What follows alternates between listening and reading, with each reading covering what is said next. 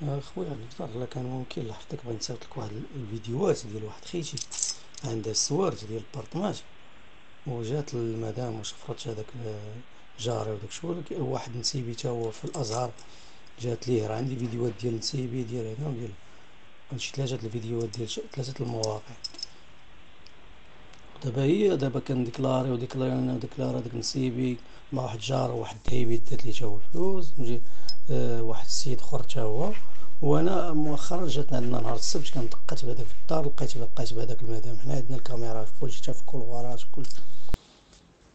بقات المدام المهم كانت ما جاوبتهاش المره الاولى تعاود جاوبت كانت كتصلي تعاود تاني عاود رجعات جاوبتها مشات للجاري في جنبنا ديكلارا وجات الشرطة القضائية جات داكشي ما علينا.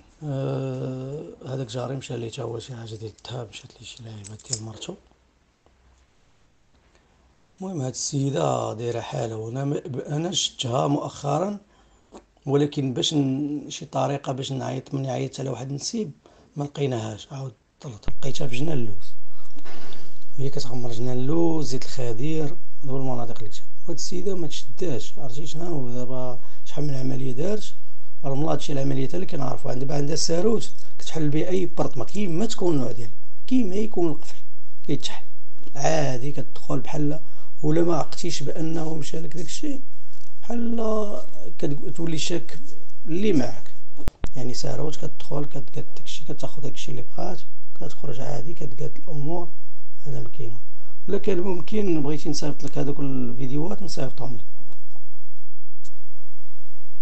خويا نقدر لا كان ممكن لحظتك بغيت نصيفط لك واحد الفيديوهات ديال واحد خيتي عندها السوارت ديال البارطماج، وجات المدام وشفرت هذاك جاري وداك شو واحد نسيبي تا هو في الازهر.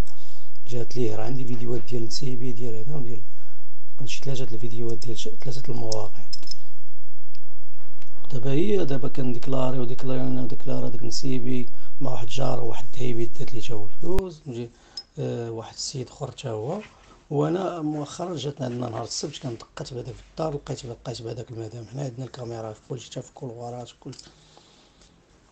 بقات المدام المهم كانت ما جاوبتهاش المره الاولى تعاود جاوبت كانت كتصلي تعاود تاني عاود رجعات جاوبتها مشات للجاري في جنبنا ديكلارا وجات الشرطة القضائية جات داكشي ما علينا. هذاك جاري مشى ليه تا هو شي حاجة ديال الذهب مشات ليه شي لعيبات ديال مرتو.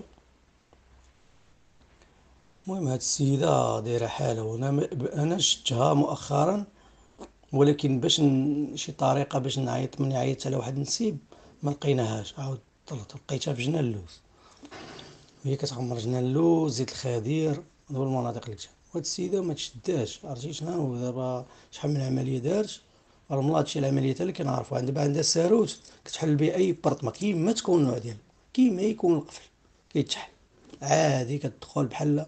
ولا ما عقتيش بانه مشى لك داكشي بحال كتولي شاك اللي معك. يعني ساروت كتدخل كتقاد داكشي كتاخد داكشي اللي بغات كتخرج عادي كتقاد الامور. هذا ما كاين.